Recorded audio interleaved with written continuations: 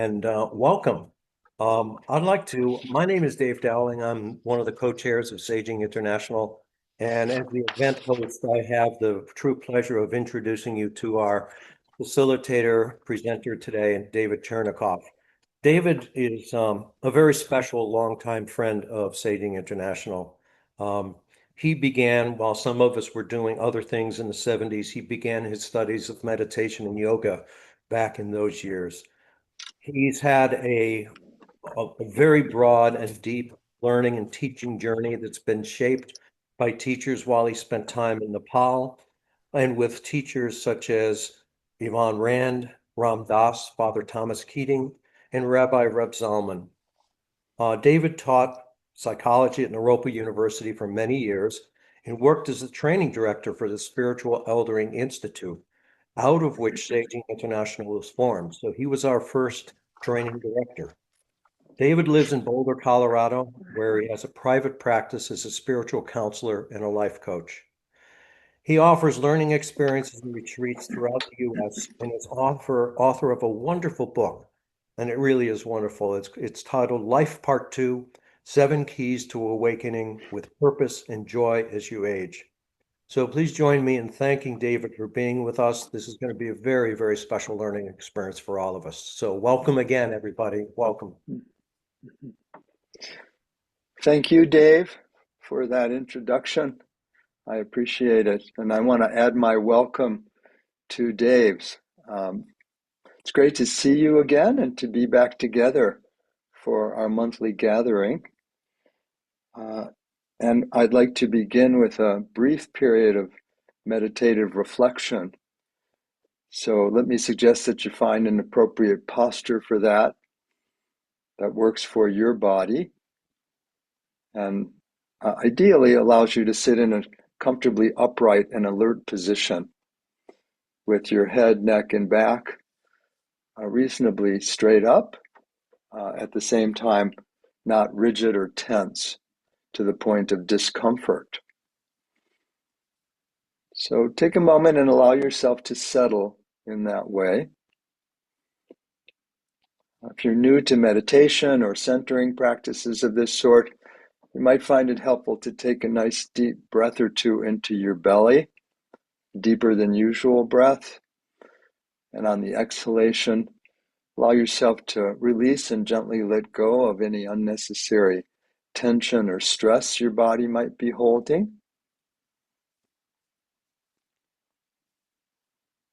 And after you've done that once or twice, allow your breath to become natural, such that it comes and goes of its own accord. And for a few moments, just rest in the stillness and the simplicity of noticing your moment-to-moment experience, bringing to whatever happens during this meditation time a gentle, self-compassionate, and patient attitude toward your inner life.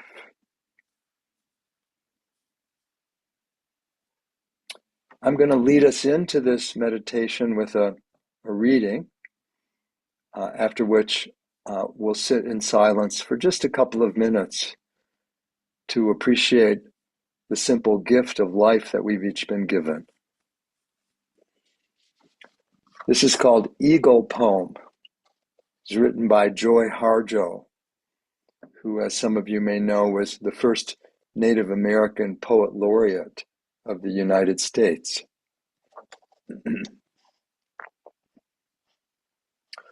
To pray, you open your whole self to sky, to earth, to sun, to moon, to one whole voice that is you. And know there is more that you can't see, can't hear, can't know, except in moments steadily growing and in languages that aren't always of sound, but other circles of motion. Like Eagle that Sunday morning over Salt River, circles the blue sky in wind, swept our hearts clean with sacred wings. We see you, see ourselves, and know that we must take the utmost care and kindness in all things. Breathe in, knowing we are made of all this, and breathe, knowing we are truly blessed because we were born and die soon within a true circle of motion, like eagle rounding out the morning inside us. We pray that it will be done in beauty, in beauty.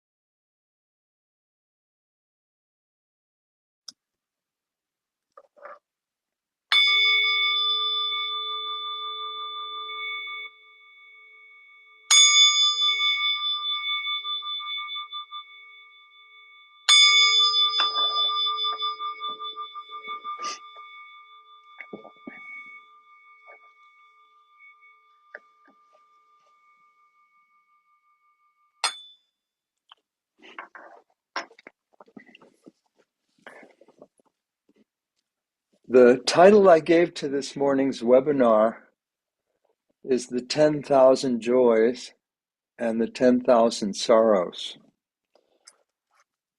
which is a phrase perhaps some of you recognize coming from the Taoist tradition of China.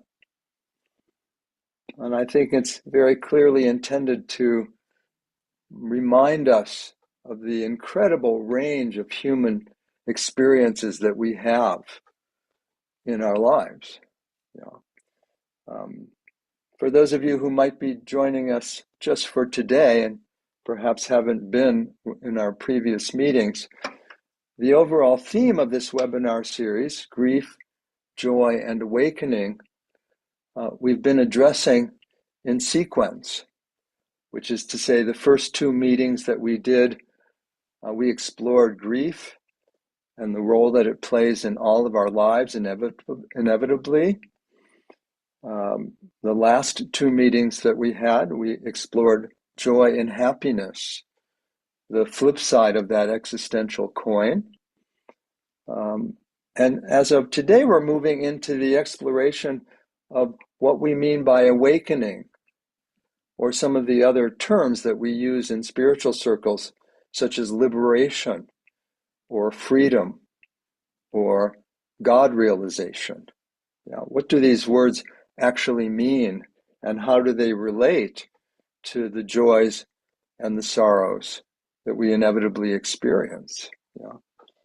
Um, One way to think about these is in terms of what in Buddhist tradition is called the eight worldly winds, which is to say that it's taught that once we are born as a human being, it's unavoidable and inevitable that we will be subject to the changes that occur in all of our lives at various times, specifically changes that involve gain and loss, which is the first of the worldly winds. This could have to do with prosperity and decline, whether in terms of our reputation or the stock market or other aspects of gain and loss. The second of these of these eight worldly winds, gain and loss being the first two, fame and disrepute being the second two. Makes me think of when I first started into private practice and was building a psychotherapy practice. I was always fascinated with the fact that one person would come in and tell me how life-changing the previous meeting we had was, and the next person would come in after having met with me once and announce to me that they decided not to continue. And how to dance with that whole movement as a young person trying to pay for a house and save for a daughter to go through college and build a private practice. So gain and loss are the first two. Fame and disrepute are the next pair. The third pair, praise and blame. Somewhat related to the last pair, but also different. Being complimented, being criticized, and so forth. And the last pair of the eight, pleasure and pain, which also relates to the theme that we're talking about today. Joy and sorrow would be another way to talk about this. And it's not just a Buddhist perspective, as I think we all know, that these kinds of changes are inevitable and unavoidable in our lives. We've all lived long enough to experience that directly, so it's not really something that I suspect any of us would dispute, right? The question that comes up in the context of this webinar series, Grief, Joy, and Awakening, has to do with the recognition that one of the qualities of awakened living, or what we sometimes call conscious aging in Saging International circles, is the quality of balance. How do we learn to live with this range of ups and downs and in-betweens with some semblance of balance, right? What comes to mind is interesting, something I mentioned, I think, in one of the earlier webinars. When I first got involved with spiritual teachings in my early 20s and was studying with an Indian teacher, Swami Satchidananda. Some of you might remember this story.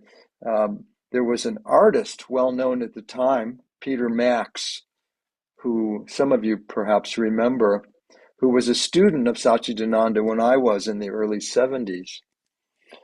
And when Satchidananda at one point was preparing to teach a retreat, he asked Peter to put together a poster to help network and market in relation to the retreat, right?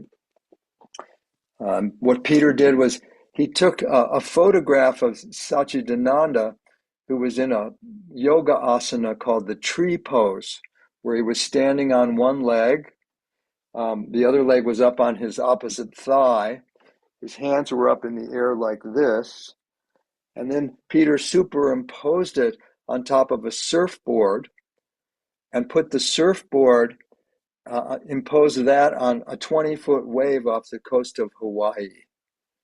so that the image portrayed Satchidananda 20 feet up in the air on a surfboard in this pose in complete balance. Yeah. And then the caption to the poster said, "You can't stop the waves, but you can learn to surf. Meditate with Swami Satchidananda." And it really appealed to me because I was so vulnerable to emotional ups and downs in my early 20s. I wanted that kind of steadiness and balance in my own life in general, but particularly in my emotional life. Yeah. Um, so we have these 8 worldly winds, and we would all agree, I suspect, that they touch all of our lives in ways that we have a very limited amount of control over, at least in terms of the external events. What the world's contemplative teachings are reminding us of on a regular basis is the fact that even though we have a limited amount of influence, if any, over the events in our lives, we have a significant influence over how we respond to those events. Yeah. That's a critical aspect of conscious aging and spiritual awakening, developing a skill set that helps us respond to the 8 worldly winds in such a way that we don't add extra unnecessary suffering to what's happening by virtue of how we're responding, if you will.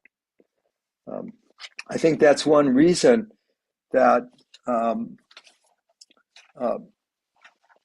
Viktor Frankl's book, Man's Search for Meaning, that some of you are probably familiar with, has sold over 16 million copies and been translated into over 50 languages. Because the central teaching in that book, which perhaps many of us are familiar with, is that, as he put it, the one thing that you can never take away from a human being is the freedom to choose their attitude toward what's happening in their life. And in Frankl's case, of course, that recognition and insight arose out of his experience of being in Auschwitz, about as extreme a situation as a human being could ever be put in. Yeah. And yet he demonstrated something that we see in Tibetan Buddhist teachings, which is the notion of turning poison into medicine, what another teacher of mine calls turning straw into gold, so that the difficulties and problematic aspects of our lives that we experience can actually turn us into the best of what we can be as human beings. And he's a great example and inspiration in that regard. Yeah. Needless to say, this notion of the 10,000 joys and the 10,000 sorrows, at least to me and maybe some of you, has particular relevance at this time in our country and on our planet. The extremes that we're witnessing in regard to what's going on in our country and on our planet are at a level that really, I would say, are beyond anything I've experienced in my 75 years of being alive. Yeah. Joanna Macy put this quite clearly and directly in a piece of writing she did, in which she said, quote, "This is a dark time filled with suffering and uncertainty. Like living cells in a larger body, it is natural that we feel the trauma of our world. So don't be afraid of the anguish you feel, or the anger or fear, because these responses arise from the depth of your caring and the truth of your interconnectedness with all beings." She was such a beautiful exemplar of just that realization that she described in those words. And I imagine most of you know that Joanna died this past July 19th at the age of 96. And yet for me, she's one of the heroes and heroines in my life, who I often look to for guidance in terms of how to integrate the contemplative and spiritual dimension of my life with the engaged activism that I also see as an important part of my life. Joanna had a way of embodying both of those qualities and moving forward with a clear, quiet heart and mind that was filled with love, and yet a kind of fierce compassion that was quite powerful and really influenced the lives of many, many people. Yeah. So I'd like to do a little experiment with you, kind of a thought experiment that involves some writing. So if you don't have something to write with or write on, a notepad and a pen or an iPad or something of that sort, take a moment and find something of that kind if you'd like to participate in this simple process. I'll give you a moment to do that.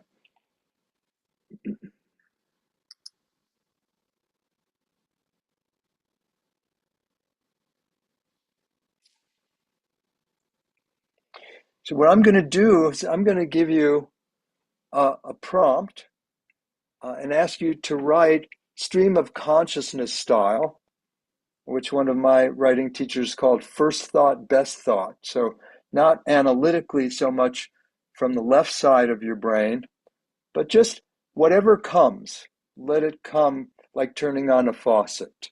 Yeah. So here's the prompt, and I'm going to give you 3 minutes to write whatever comes to complete this sentence and what follows. My one recommendation here, this is about politics, and I'd like you to focus on your feelings rather than views in terms of debating views, right? And you'll see what I mean in a moment. Here's the prompt. When I think about the political situation in the United States presently, when I think about the political situation in the United States presently, I feel ... Okay? I'm going to give you 2 minutes to complete and just go with it and see what comes rather than analyze. Let's begin.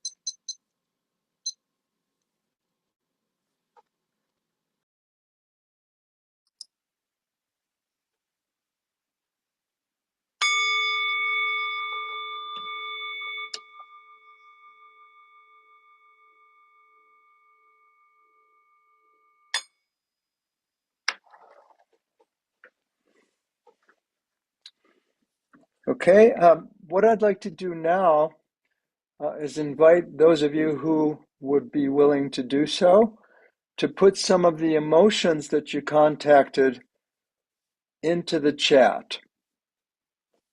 Just click on the chat, and I'm going to read these out to the group so we can see what kinds of feelings came up. So let go of the politics and the debate and focus on the feelings. And let's see what came up. Rage, desperately sad, sorrow, grief and despair, fear and anger, wonder. Whoa, really coming fast here now. Bear with me. Determination, courage, beyond words.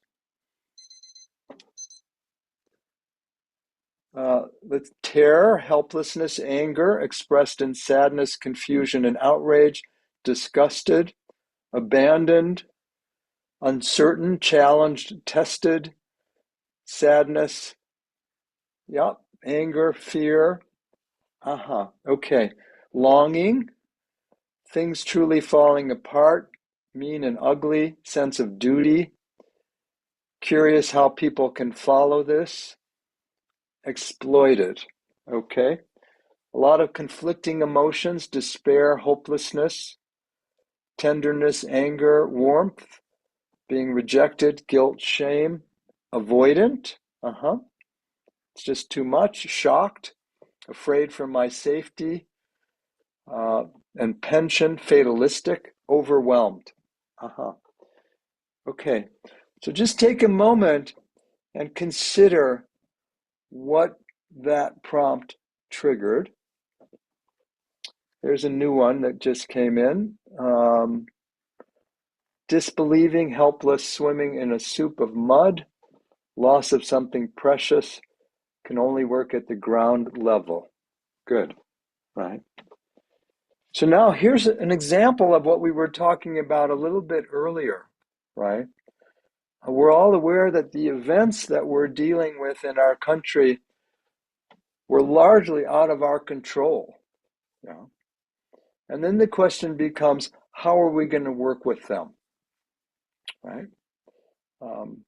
If we choose to see what's going on right now and our predicament as people who aspire to live consciously in the current environment, right? Um, we can easily go down a rabbit hole that includes many of the emotions that were just listed. And for the reasons Joanna Macy mentioned, it's easy to understand why we would all be feeling what we're feeling, right? Another option, which is what's advocated by the contemplative traditions, involves choosing to see what's going on as a curriculum for spiritual awakening. And I want you to take a moment. This is not a Pollyanna exercise. This is not a denial of how dire our situation is in the country or on the planet. It's simply a choice. It's a choice on the level that Viktor Frankl was talking about, and it's a choice that the world's wisdom traditions all agree with. It reminds me of sitting with people when I was doing hospice work who said things to me like, "This cancer is the most powerful teacher I've experienced in my life to date." They wouldn't have chosen the illness by any means, but because were experiencing advanced cancer, they chose to turn toward it and try to look deeply at what was happening in such a way that it could become a vehicle to a deepening understanding and realization of their true nature, which according to the world's wisdom traditions is literally beyond life and death. That not being something we have to take anyone's word for, that's simply what the wisest amongst us human beings have talked about and taught about since the beginning of spiritual teachings. Yeah. So if we choose to see what's going on right now as poison that could be turned into medicine, or straw that could be turned into gold, what we're doing is we're making an empowering choice that doesn't include denying the realities of what's going on, and it also doesn't incline us to be totally overwhelmed to the point of dysfunction. Yeah. I'm not suggesting in any way that this is an easy choice to make. I'm simply suggesting that it's a compassionate choice to make for ourselves and for one another. Because to the extent that we're emotionally disabled by the difficulties we're being collectively presented with, we're simply contributing to the dire straits that we're living with. Thich Nhat Hanh used to give an example of this kind of situation when he talked about the boat people who would escape Vietnam and oftentimes have twice the number of people in a boat that the boat was made for. If the people in that boat panicked, it was much more likely to capsize.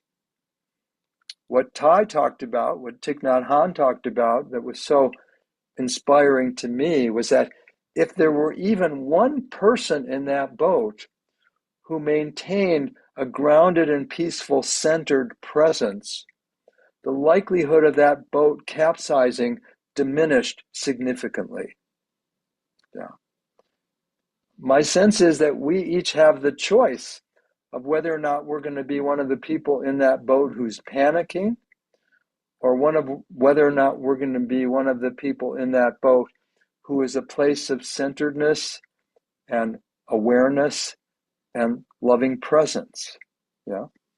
Um, so this is the 10,000 sorrows, one element of the 10,000 sorrows that we're all living with right now, right? Um, let's try a similar kind of process for a moment and flip this coin over. And I'm going to give you 3 simple prompts and another 2 minutes. And same process, first thought, best thought. And in this case, I'd like you to include something. Go through the prompts one at a time so that you include something after each one. And they're going to overlap, and don't worry about that. Okay? Um, so here's what I'd like you to write. The first one is, what brings me joy these days is, that's the first one. And you can obviously have a lot of answers there. The second one is, I currently find pleasure in,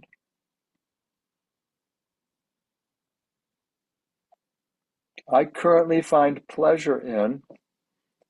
And the third one is, I am grateful for. Yeah. And I'd like you to go through and answer, at least put one response to each of those, and then just intuitively fill those in whatever way feels appropriate for you. You could stay with one of them since they overlap, or you could go through them cyclically and add responses as you go. And I'll tell you once again when I'm going to give you 30 seconds before you're going to stop. Okay? Is that clear? Okay. Let's go ahead and begin. 2 minutes, first thought, best thought.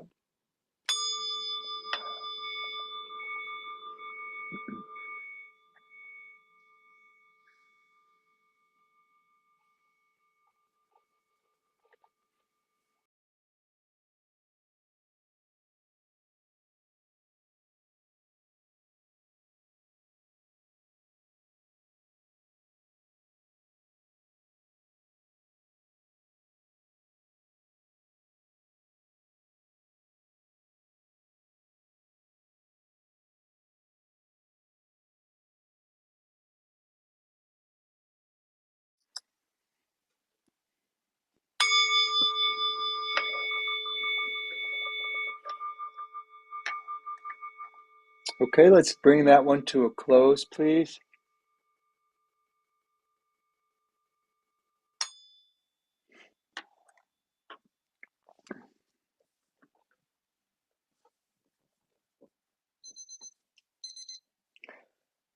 This time, let me open it up for any of you who would be willing to share verbally with the group what you contacted. And let's just get a flavor of what kinds of things came up in response to these prompts. Um, you could, if you are open to sharing, you could um, click on the react button, which and you'll see a symbol that says raised hand, and we'll invite you to unmute. Or if I can see you on the screen, since I can't see everybody, um, I might see you if you put your hand up, but I've got 2 screens going, so I might not. Yeah, but who'd be willing to say a little bit about what you got in touch with?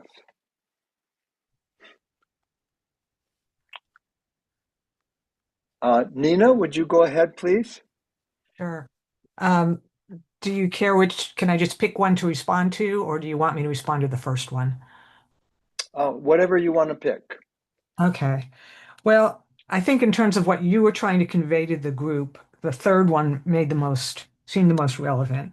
I'm grateful for courageous journalists, my friends, people who are standing up and protesting, my health, anytime that Trump is defeated, jokes about Trump, opportunities to protest our planet, democracy, surviving the courts.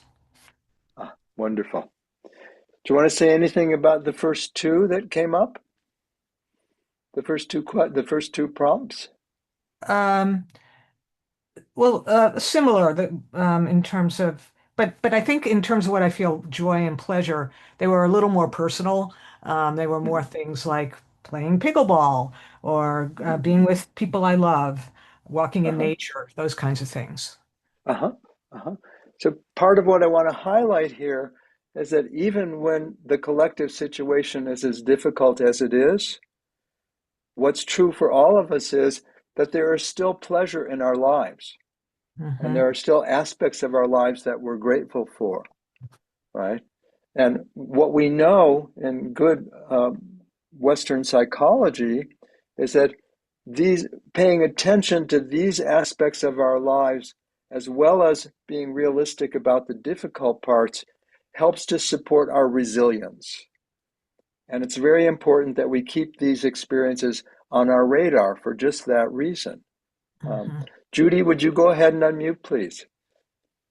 Yes. Hi, David. Hi, everyone. Mm, So, what brings me joy, and David, you might remember about 4 years ago, I had a puppy, mhm, and this is Poppy, Piper's sister. And my response to the craziness is to get a puppy to love on and make a difference in each mm, other's lives. So, mm, and watching the dogs play, being with friends and family just mm, brings me joy and pleasure, and cooking for friends and family and training the puppy. The cool mm, mornings, the change of seasons is a mm, true deep pleasure. mm, Working on projects, I couldn't figure out quite where it fit, but I think it is pleasure working at the local level, mhm, doing something here, where I can make a difference, where the energy matters, and hope that it makes a difference in the bigger picture. Um, mhm, Grateful for my health and heart, my ability to show up mhm, when I can, resources to help others.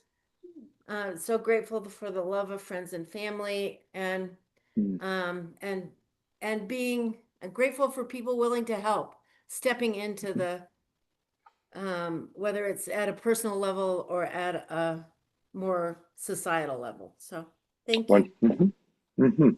Thank you Thank for you, this Judy. exercise. Yeah.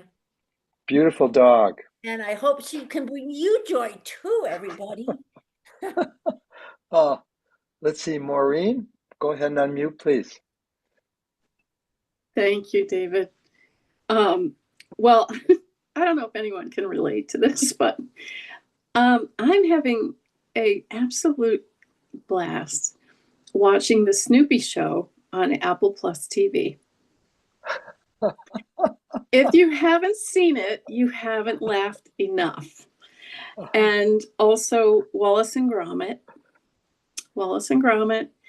and my dog, my peers in the writing group that I lead, Mm, my chosen grandkids, um, black and white movies.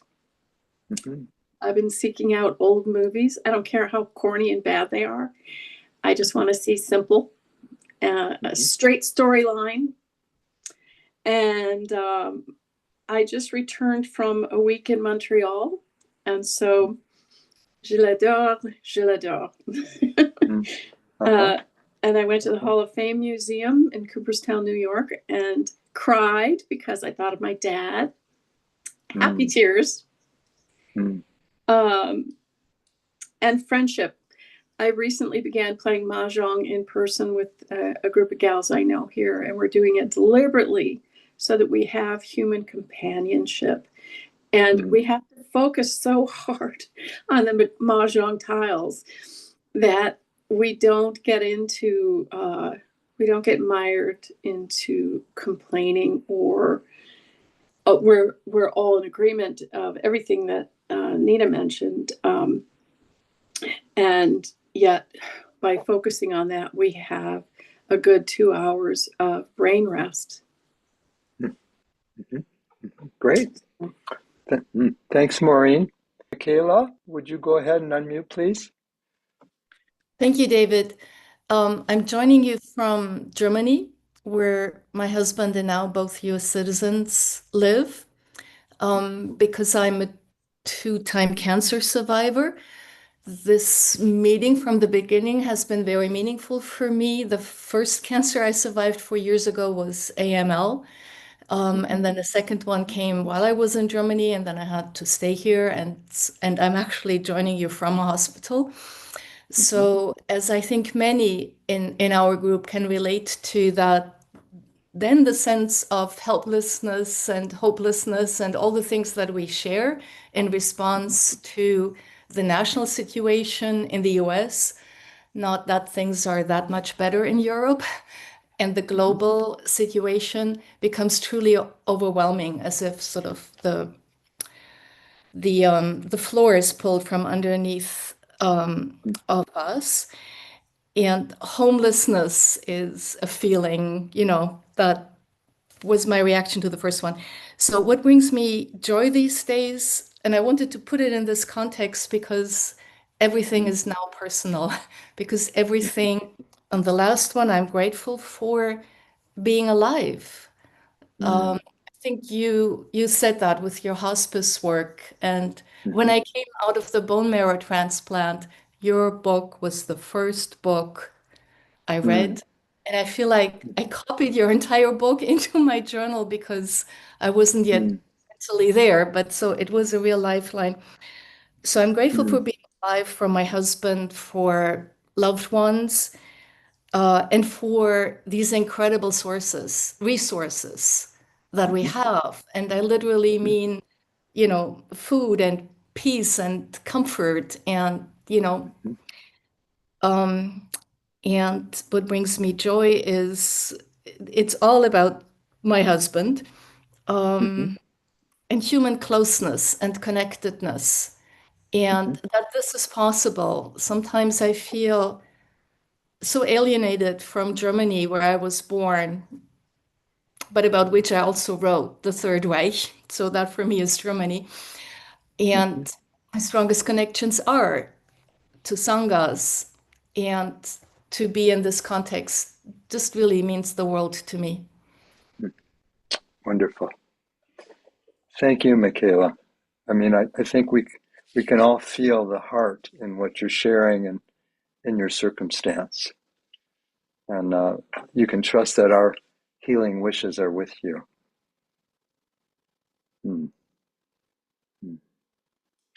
Yeah, the phrase that I'd like you to take home, so to speak, or take away in regard to this particular exercise is a phrase used by the neuropsychologist and meditation teacher Rick Hanson, who talks about what he calls savoring the good. Because of the negativity bias that's built in to the way our brain functions in terms of evolutionary biology, when things are as difficult as they are right now, there's a very strong tendency to just be overwhelmed and focused on everything that can go wrong and how the planet is going to hell in a handbasket, right? I think what the wisdom teachings are saying is we can be realistic about what's going on, and at the same time not go down that road to the point of being unable to become a force for good of some sort on however small or large a level, so that those of us who are alive on the planet and maintain a life-affirming perspective in relation to it can choose to take whatever steps are appropriate for us in our circumstance to try to turn the Titanic in a different direction. It's not ultimately our business as to whether or not the Titanic's going to turn, but you can trust that we're more likely to die with a smile on our face if we make an effort. Yeah. What's clear, of course, when we look at the 10,000 joys and the 10,000 sorrows, is that all of our lives are a blend of this complex emotional and spiritual reality that keeps us in a kind of motion as a result of these 8 worldly winds, right? In any given day or moment, we often describe ourselves as having mixed feelings. And you could see that in what some of the people shared in regard to the first writing prompt. Yeah. What I want to explore with you, and I want you to explore with one another, has to do with the awakening aspect of grief, joy, and awakening. Because part of the awakening process is exploring skillful ways to maintain our balance in stormy seas. Yeah. So what I'd like to do is this. I'd like to put you in some breakout rooms with a partner and just give you about, let's say 9 minutes, 10, let's say 10 minutes, to talk about some of the ways in which you, in your life, try to come back to balance when you feel like you're being swept away or losing your emotional balance and spiritual wisdom because of circumstances like what we're living with, right? There's no right or wrong answers here. We've got a tremendous amount of collective wisdom in this group. And I'd like you to share with a partner, and then we'll talk a little bit as a group about what some of these strategies are. Okay? Any questions about that or anything that's not clear? There's no right or wrong answers, but I'm going to invite you to share with a partner some of the ways that you work with in your life to come back to center, come back to balance when you're feeling caught up in the turmoil of the changing 10,000 joys and 10,000 sorrows. Yeah. Questions or anything about that? I'll put you with a partner. You can introduce yourselves. I'll read you one quote that I think is helpful because listening, as some of you know, is the best natural bridge between meditation in action and formal meditation training. The writer Douglas Steere, a great Quaker writer, put it this way. He wrote, "To listen," in quotes, "to listen another's soul into a condition of disclosure and discovery may be almost the greatest service that any human being ever performs for another." Yeah. So let's pay attention to that, the truth of that, when you visit with your partner. We'll put you in the breakout rooms and we'll see what you learn, and then we can come back and share with the group some of that, and then we'll see where we are from there. Okay. Any questions? Okay. As you've heard me say before, buckle your seatbelt so we can do the Star Trek thing. And let's see. Are you set to do that, Brenda, or whomever? I am set to beam everybody in, David. Oh, Georgiana. Okay, so you've got good internet today. Great. Great internet. Okay, let's see if we have even or odd people. First, we'll find that out, I guess, when you do this. We're fine. Yeah, we're good. Okay. All right. On your mark, get set. Take it away.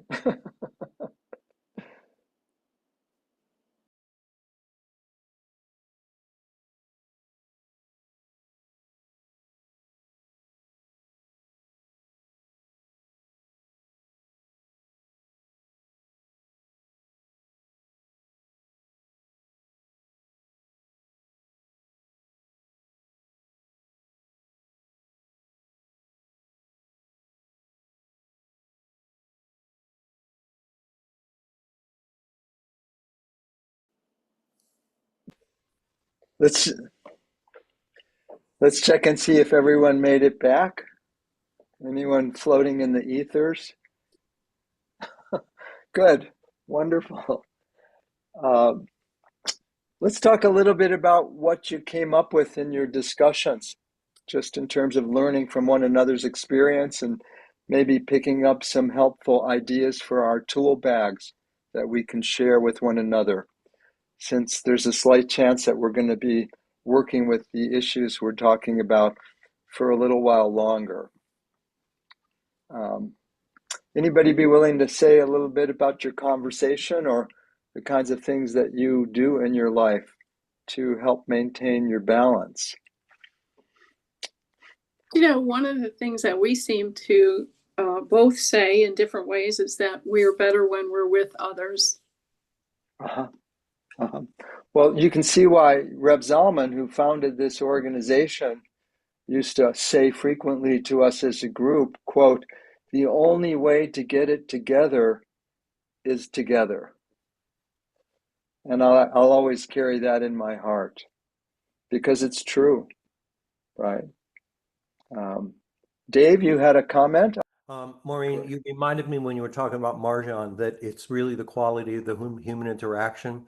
And one of the things that I noted was when we turn to the questions or completing the statements around joy, pleasure, and gratitude, there was a lot of similarity in what we heard, what I heard. But there was also a huge shift in the energy that I experienced. It went from, being a sense of hopelessness and anger and all those other terms to one of right now, there's people that are smiling because you got the same kind of energy level from that conversation. So for me, it was a great reminder that the quality of real human interaction is most important for me. And the other thing is to not be consumed by all the bad stuff that we can hear about, but to be informed. And for me, that's been a learning to separate or distinguish between being inundated and being informed. And I've spoken. Thank you, Dave. Ed, welcome. Would you go ahead and unmute, please? As with so many other people, being with the people I love and having fun and doing things. And the other thing is being in nature, and especially recently, oh, she's up here, being with my dog. Up. We did pet therapy for many years, and she's a retriever. And when we walk now, she retrieves plastic bottles, and I tell everybody she's a recycler. It's a humor. And the other silly thing is, I loved rock and roll growing up. And when I was listening to my parents' music, I was saying, oh, gross. One of my really good friends said, listen to Jackie Gleason jazz. I said, what? Jackie Gleason had a band and played jazz. You can get it on the internet. And I turn it on and listen to it in the background. It's like, oh, so strange and fun. Anyway, that was my silliness. Thank you. Thank you, Ed. Hi, Karen. Go ahead and unmute, please. Hi, David. Well, Ed stole my thunder a little bit. I was going to say nature. Nature just really does it for me. It just puts things into perspective and calms me down tremendously when I start to get really, really angry about this political situation. It just really works for me. Well, wonderful. I know that you're not alone. And I know that half the people who live where I live in Boulder moved here for that reason. Yeah. Gail, welcome. Go ahead, please. Here we go. There, are we good? I was lucky. I was lucky to be in a room with Michaela, and you did hear from Michaela a little earlier about her being in Germany and feeling the homelessness and being in exile. And when I was sharing with her some of the things that bring me back to balance, towards the end of our break room, I believe that we both sort of agreed that taking care of our bodies is really important. And as I think Michaela's words were, we actually live in our bodies. So, come to terms with that. And it was really nice that after we talked about all these different aspects. Living in our bodies and taking care of them is very important. And I've spoken. Mm-hmm. Thank you, Gail. Wonderful. Anything else that anyone would like to share? Good. So I want to say a little bit about the central theme of the series as it relates to today's meeting, right? I've talked about the topic of grief, joy, and awakening.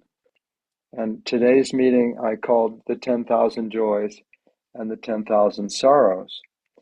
And we're moving into exploring what we understand this word awakening to mean, or what it means to become a wise elder, or to age consciously. Yeah? And what I would suggest to you is that one way of understanding what it means when we talk about living an awakened life is that we bring to a high level of fruition the best of our human qualities. These are given different names in different spiritual traditions. In Buddhism, they're called the paramis in Pali and paramitas in Sanskrit, often translated as perfections or perfections of the heart. Qualities like compassion, generosity, patience, wisdom, and so forth, right? One of these qualities is the quality of equanimity, right? And if we take what I said earlier to heart, that is, we exercise the option to choose to see what's happening on the planet right now as a curriculum for spiritual awakening, one of the qualities we can be working to cultivate is the quality of equanimity. In the Pali language, it's called upekkha. Yeah? And I want to talk just briefly about it because equanimity is a particular quality that's often misunderstood. A lot of times I've met people, particularly in meditation environments, who think they're being equanimous when in fact they're simply being aloof or numb. Yeah. This is what in Buddhist terminology is called the near enemy of equanimity. It looks like equanimity. People think they're being equanimous, but they're really disengaged and shut down. Yeah. That's not what we're cultivating, because authentic equanimity has a quality of warmth and compassion embedded within it. The key element, though, that makes it what it is that the warmth and compassion are in a spacious environment, an environment that's spacious and non-reactive. And yet there's no numbing or denial of whatever emotions are appropriate in that circumstance. Yeah. And there's a whole variety of practices in the Buddhist world and in other contemplative traditions that are very specifically designed to help us cultivate this quality of equanimity. I've always loved that in the Zen tradition, this is referred to as grandmother mind, right? My maternal grandmother embodied that quality so beautifully and was one of the only people, possibly the only person in my upbringing who saw me and really connected with me in a way that allowed me to feel like I was enough just as I am. Perhaps because I grew up in a middle-class environment that was upwardly mobile and people were really climbing the ladder, whatever ladder they thought they were climbing, whether that was financial or career-wise or whatever. Yeah. The messaging I got from my family and teachers and athletic coaches was, you're not good enough yet. Push harder, right? And it was my maternal grandmother, who was a very simple Russian peasant who lived on a farm before she came to the US from Russia, and just loved her garden. And when I walked in the room, her face lit up like a light bulb. And the nonverbal message was, I'm so glad you exist. I didn't have to go to Harvard. I didn't have to make the Little League All-Star team. I just had to exist, right? And the equanimity that she had was something that gave me a glimpse of what it's about. And I can see that in my own heart as a primary ingredient at this point when I try to work with the difficulties in our world or with people that I care about. There's a part of me that can feel that grandmother mind in my own experience. Yeah. So in closing, what I'd like to do actually are two things. I'd like you to share something with you about joy and why it's such an important aspect of a difficult situation like the one we're living in, and the way in which it can help us to savor the good in our lives and maintain our balance. These are the words of a writer named Juliet Diaz. She writes, "Joy is not simply a fleeting emotion or a momentary distraction from the harsh realities of the world. Instead, it is a profound and radical act of resistance and rebellion in and of itself. In the midst of pain and suffering, joy becomes a form of defiance, a refusal to be crushed by the weight of oppression. By choosing joy in the face of adversity, we reclaim our humanity and assert our right to exist fully and unapologetically in a world that seeks to diminish us." So just recognize that when you choose to connect with your joy, not in a phony way, but in a genuine way, right? That's a step in the direction that we need to be moving our planet right now, right?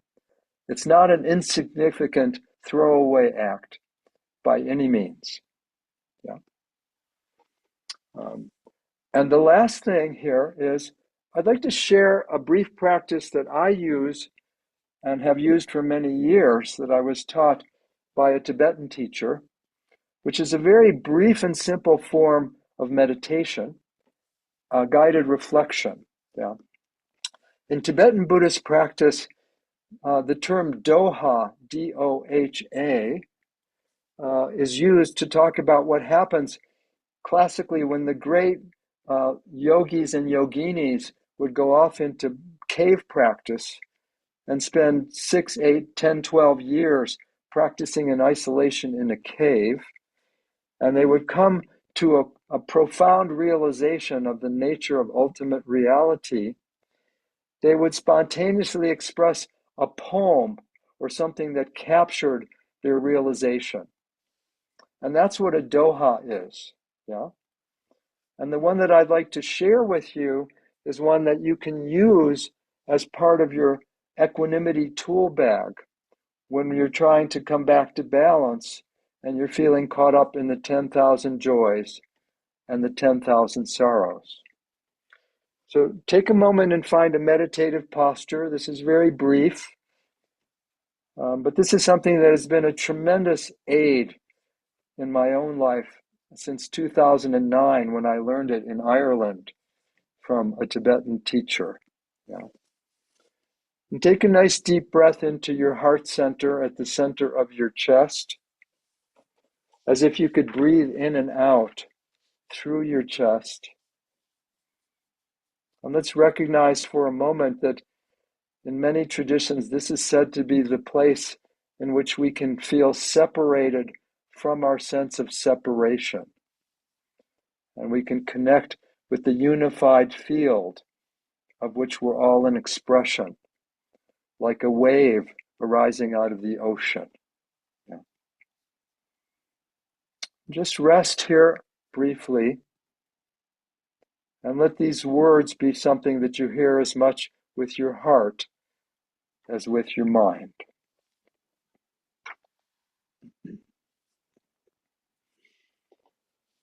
Rest In natural great peace,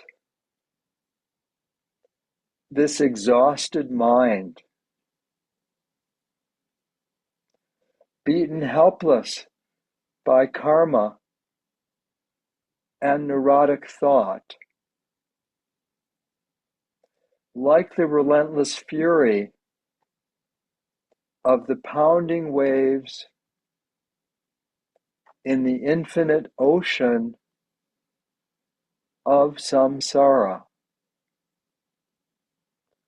Rest in natural great peace. Rest in natural great peace.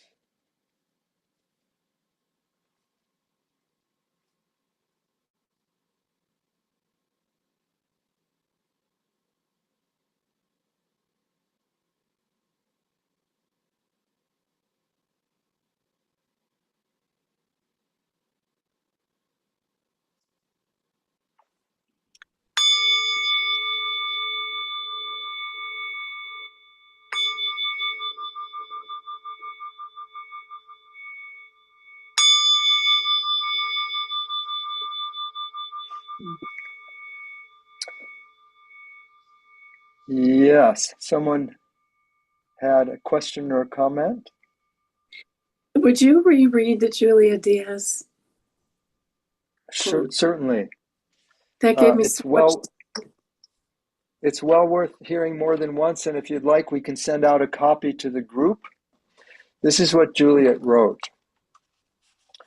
Joy is not simply a fleeting emotion or a momentary distraction from the harsh realities of the world. Instead, it is a profound and radical act of resistance and rebellion in and of itself. In the midst of pain and suffering, joy becomes a form of defiance, a refusal to be crushed by the weight of oppression. By choosing joy in the face of adversity, we reclaim our humanity and assert our right to exist fully and unapologetically in a world that seeks to diminish us.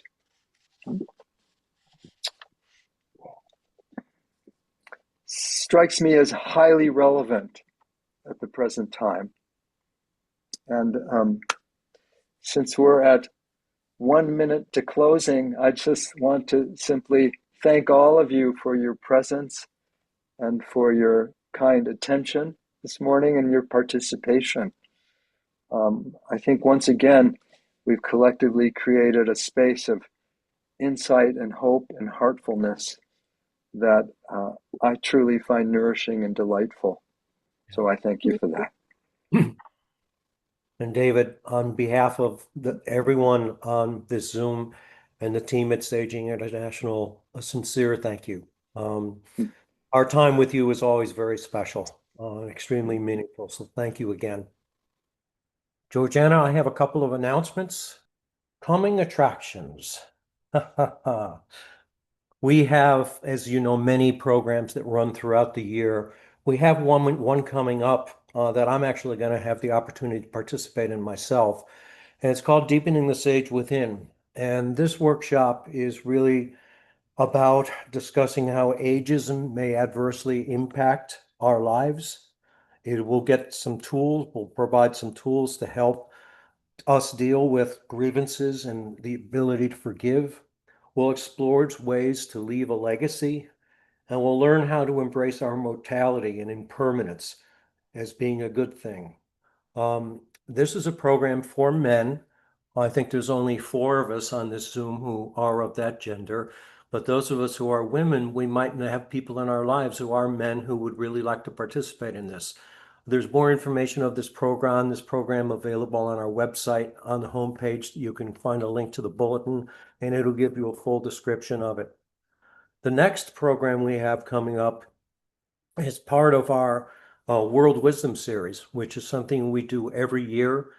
And we're really very, very fortunate to have Mary Frances Drake with us. She is really a gift, like David is. Her gifts are slightly different, but very much overlap. She will introduce us to how consciousness expands with practice that carries high frequently vibrations. As you can possibly tell from this graphic that's on the screen, there's a lot about mathematics that plays into spirituality and how we can connect with the universe. And Mary Frances is really a gift. She'll draw parallels across different religious traditions, across spirituality. She'll dive into the psychological realm and the philosophical perspectives. So this will be a really wonderful experience, and it's part of a series that runs, I think, through what, February, Rosemary? Yes. Yes, yes, And people can still register for the series this Right. month. And finally, we have we have Brenda Lyons with us as the co-tech host. And Brenda, this is your program, so I'm going to really allow you to, or invite you to describe a little bit and give people a feel for what this would experience be about. Thank you, Dave. Yeah, so talking about maintaining balance and creating community to support each other, that's what this is about, this program. It's special. We'll be doing Qigong for at least for most of the 90 minutes that we're together, but we'll also be connecting with our energy, our breath, working towards creating that balance, maintaining that balance in these times, in our energy, in our emotions, in our mind, and in our body.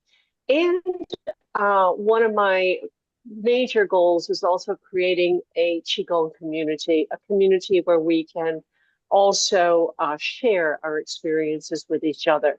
So we start tomorrow, but it's not too, yes, it is online. We start tomorrow, but it's not too late to register. It goes for 6 weeks, and I'm hoping at the end of the 6 weeks, we'll feel that we have a community. It is for all levels. You can do it seated, you can do it beside a chair, or you can do it standing. And I have been teaching Qigong online for a long time, so I know how to do it with the cameras now and everything. So don't get freaked out with it being online. We figure it out. So I hope that you'll join us. So having said all that and done with the advertisements, I'd like to say thank you again for joining us for this program, and we look forward to seeing you again. Have a wonderful rest of the week. Take care now.